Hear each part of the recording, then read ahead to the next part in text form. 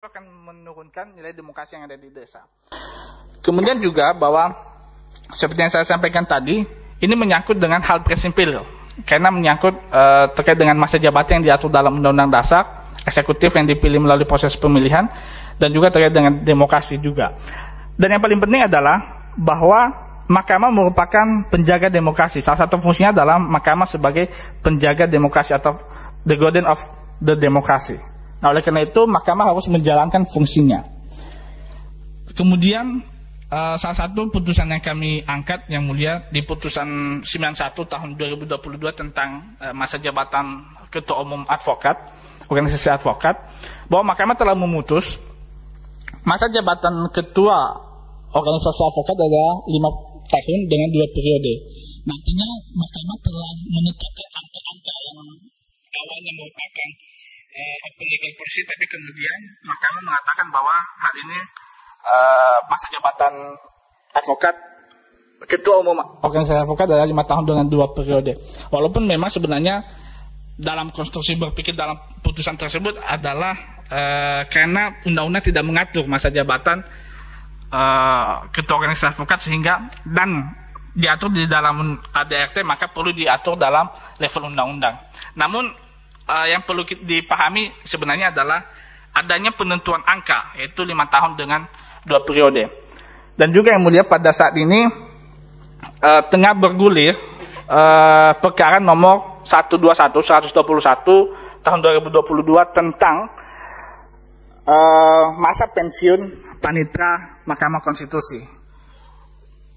Pengujiannya tepatnya pada pasal 7A, di mana bahwa panitera menginginkan agar adanya persamaan antara usia pensiun panitera di Mahkamah Agung dan Mahkamah Konstitusi. Dalam proses persidangan ini, Mahkamah telah masuk pada pemisahan agenda mendengarkan keterangan Presiden dan DPR. Para pemohon juga mengharapkan hal yang sama diberlakukan kepada para pemohon yang saat ini sedang bersidang supaya diberikan hal yang sama, karena pasal perkara 121 ini merupakan juga termasuk dengan angka-angka ya, masa jabatan, pensiun, segala macam termasuk dengan angka-angka. Kami juga berkolerasi dengan itu, oleh karena itu kami memohon juga dipersamakan, memiliki hal yang sama untuk mendengarkan apa sebenarnya pertimbangan dari Presiden dan DPR, kenapa kemudian mengatur masa jabatan kepala desa 5 tahun dengan 2 periode. Hal ini juga penting karena dalam naskah akademik dan kajian-kajian yang kami lakukan bahwa tidak ada pertimbangan yang benar-benar urgent terkait dengan pengaturan masa jabatan kepala desa. Kemudian pertanyaan yang mendasar yang mulia, apabila Mahkamah tetap berpendirian bahwa ini merupakan legal open policy, maka bagaimana jika ternyata masa jabatan kepala desa dalam undang-undang revisi undang-undang desa kemudian diatur 10 tahun, 15 tahun, ataupun bahkan 20 tahun. Kemungkinan itu akan tetap terjadi dengan periode 5 kali periode. Apakah Mahkamah tetap akan mengatakan bahwa ini open legal policy, ataupun Mahkamah akan menjalankan fungsinya sebagai penjaga demokrasi? Ya. Karena ini menyangkut masa jabatan yang begitu lama, apakah kemudian ini akan tetap dikatakan sebagai open legal policy atau tidak? Nah, ini juga penting yang mulia kami sampaikan bahwa jikalaupun Mahkamah berpendapat norma dalam pasal 39 ayat 1 dan 2 tidak inkonstitusional, namun para pemohon memohon kepada yang mulia majelis hakim untuk tetap membatasi periodisasi masa jabatan kepala desa dari 3 periode menjadi 2 periode. Hal tersebut untuk menyesuaikan dengan naskah akademik rancangan undang-undang desa yang belum terkontaminasi dengan lobby-lobby politik antar faksi. Selain itu, hal ini juga bertujuan untuk mencegah terjadinya seseorang menjabat kepala desa terlalu lama. Artinya kami memohon pun apabila nanti Mahkamah tetap menganggap bahwa ini telah konstitusional, maka periodisasinya diturunkan dari 3 periode menjadi 2 periode supaya penyesuaian dengan naskah akademik awal. Kemudian bahwa seluruh dalil dan argumentasi sebagaimana yang telah para pemohon uraikan berlaku juga bagi penjelasan pasal 39 ayat 1 dan ayat 2, karena penjelasan itu memiliki makna dan maksud yang sama. Oleh karena itu, bila mana permohonan itu dikabulkan, maka berlaku secara mutatis mutandis pada bagian penjelasannya. Khusus untuk pasal 39 ayat 2, penjelasannya disesuaikan dengan putusan Mahkamah nomor 42 tahun 2021. Izin yang mulia untuk petitum akan dibacakan oleh rekan saya, Saiful Salim. Izin yang mulia, saya lanjutkan. Petitum kami bahwa dari seluruh dalil-dalil yang diuraikan di atas dan bukti-bukti terlampir, dengan ini para pemohon memohon kepada para yang mulia Majelis Hakim Mahkamah Konstitusi untuk kiranya berkenan memberikan putusan sebagai berikut. 1. Mengabulkan permohonan para pemohon untuk seluruhnya. Yang kedua, menyatakan pasal 39 ayat 1 Undang-Undang nomor 6 tahun 2014 tentang Desa, Lembaran Negara Republik Indonesia tahun 2014, nomor 7 tambahan Lembaran Negara Republik Indonesia tahun 2014, nomor 5495 bertentangan dengan Undang-Undang Negara Republik Indonesia tahun 1945 dan tidak mempunyai kekuatan hukum mengikat sepanjang tidak dimaknai kepala desa memegang jabatan selama 5 tahun terhitung sejak tanggal pelantikan. Yang ketiga, menyatakan pasal 39 ayat 2 Undang-Undang nomor 6 tahun 2014 tentang Desa, Lembaran Negara Republik Indonesia tahun 2014, nomor 7 tambahan Lembaran Negara Republik Indonesia tahun 2014 nomor 5495 bertentangan dengan Undang-Undang Dasar Negara Republik Indonesia tahun 1945 dan tidak mempunyai kekuatan hukum mengikat sepanjang tidak dimaknai kepala desa sebagaimana dimaksud pada ayat 1 dapat menjabat paling banyak 2 kali masa jabatan secara berturut-turut atau tidak secara berturut-turut. 4. Menyatakan penjelasan pasal 39 ayat 1 Undang-Undang nomor 6 tahun 2014 tentang Desa, Lembaran Negara Republik Indonesia tahun 2014, nomor 7 tambahan Lembaran Negara Republik Indonesia tahun 2014 nomor 5495 bertentangan dengan Undang-Undang Dasar Negara Republik Indonesia tahun 1945 dan tidak mempunyai kekuatan hukum mengikat sepanjang tidak dimaknai. Yang dimaksud dengan terhitung sejak tanggal pelantikan adalah seseorang yang telah dilantik sebagai kepala desa, maka apabila yang bersangkutan mengundurkan diri sebelum habis masa jabatan dianggap telah menjabat 1 periode masa jabatan 5 tahun. Kelima, menyatakan penjelasan pasal 39 ayat 2 Undang-Undang nomor 6 tahun 2014 tentang Desa, Lembaran Negara Republik Indonesia tahun 2014 nomor 7 tambahan Lembaran Negara Republik Indonesia tahun 2014 nomor 5495 bertentangan dengan Undang-Undang Dasar Negara Republik Indonesia tahun 1945 dan tidak mempunyai kekuatan hukum mengikat sepanjang tidak dimaknai kepala desa yang sudah menjabat 1 periode baik berdasarkan Undang-Undang Republik Indonesia nomor 6 tahun 2014 tentang Desa maupun berdasarkan undang-undang sebelumnya masih diberi kesempatan untuk menjabat 1 periode. Begitu pula bagi kepala desa yang sudah menjabat 1 periode baik berdasarkan Undang-Undang Republik Indonesia nomor 6 tahun 2014 tentang Desa maupun berdasarkan undang-undang sebelumnya masih diberi kesempatan untuk menjabat 1 periode. 6.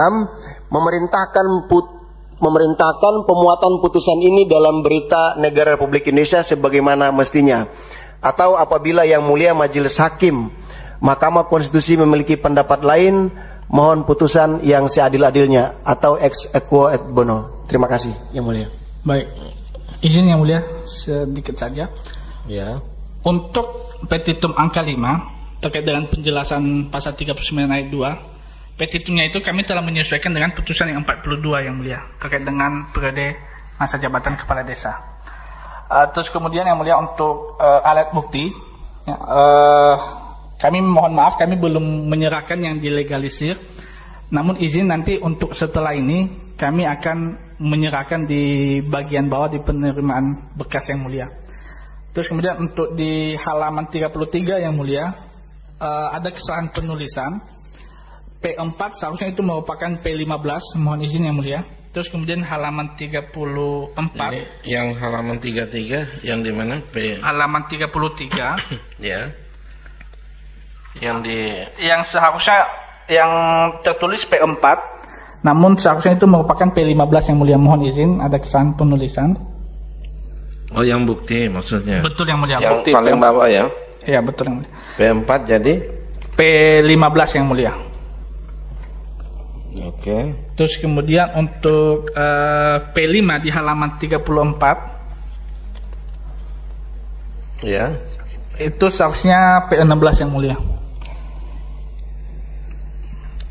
Ya. Terus Kemudian untuk di bagian tanda tangan yang mulia, di situ ada tanda tangan pemohon yang bernama Laode. Siapa? Yang pertama ada namanya Muhammad. Sebentar yang Laode Aliwuna Sakti. Dia sudah membuka tanda tangan, namun sebenarnya itu tidak termasuk pemohon yang mulia. Ada kesalahan kami, mohon maaf. Terus kemudian juga ada Muhammad Arman Prasetyo, sudah membubuhkan tanda tangan, namun sebenarnya tidak menjadi pemohon yang mulia. Mohon izin yang mulia, terima kasih. Yang terakhir itu siapa? Muhammad Arman Prasetyanto yang mulia. Oke, ini juga tidak. Betul yang mulia. Ini kan gini, pemohonnya tadi sudah sejak persidangan awal sudah ingatkan, yang tidak hadir dalam persidangan karena tidak memberi kuasa kan itu dianggap tidak serius, ya. Jadi saya ingin pastikan lagi, pemohonnya ada 7 ya. Dalam permohonan ini Saudara Eliadi Hulu pemohon 1, Saudara Saiful Salim pemohon 2, Saudara Meki Yadi Saudara Adrian Saifuddin ya. Betul yang mulia. Pemohon 3, kemudian Saudara Meki Yadi Saputra itu pemohon 4, kemudian Saudara Salman Jendru Purba pemohon 5, kemudian Saudara Subadrian Nuka pemohon 6, dan yang terakhir Saudara Randika Fitra Darmawan pemohon 7. Benar ya? Betul yang mulia. Jadi yang lain ini walaupun dia tanda tangan dianggap tidak ya? Baik yang mulia. Karena menunjukkan ketidakseriusan walaupun dia sudah tanda tangan. Baik yang mulia. Jadi nanti ini sekaligus di renvoy ya, yang tidak Baik yang mulia. termasuk dalam pemohon pada kesempatan ini. Baik, yang mulia ada masukan? Yang mulia? Oke, ada masukan dari yang mulia Prof. Eni. Ini bukan penasehatan ya, tapi ini konfirmasi sekali lagi soal ini pemohon kan bertambah ya. Betul yang mulia. Bertambah jadi 12 orang, tadi 1 orang Saudara Eliadi Hulu saja.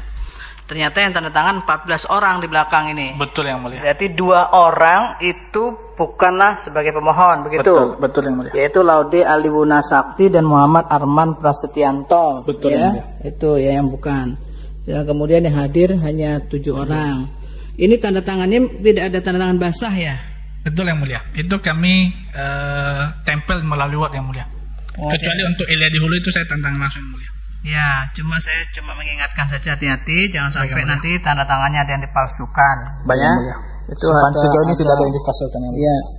Jadi hati-hati ya. Ini namanya juga ada yang di belakang, tanda tangannya di atas. Itu kan tidak lazim itu, ya. Itu tolong diperhatikan. Itu saja, terima kasih. Terima kasih yang mulia. Baik, terima kasih yang mulia Prof. Eni. Pemohon, saya ingin verifikasi bukti yang sudah diterima kepanitraan itu bukti P1 sampai P3, benar ya? Betul yang mulia.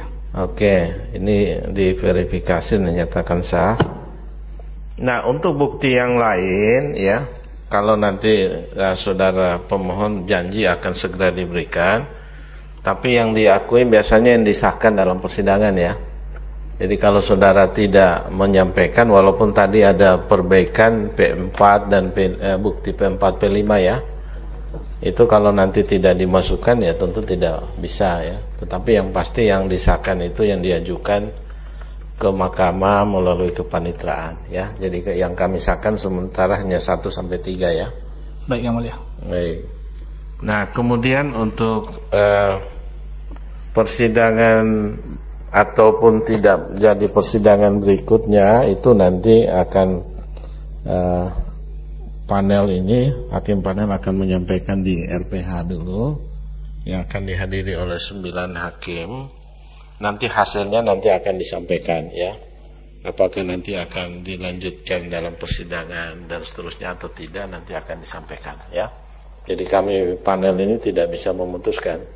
Yang akan memutuskan itu adalah RPH yang dihadiri oleh 9 hakim. Oke, ada hal lain lagi yang mau disampaikan? Kami rasa cukup yang mulia.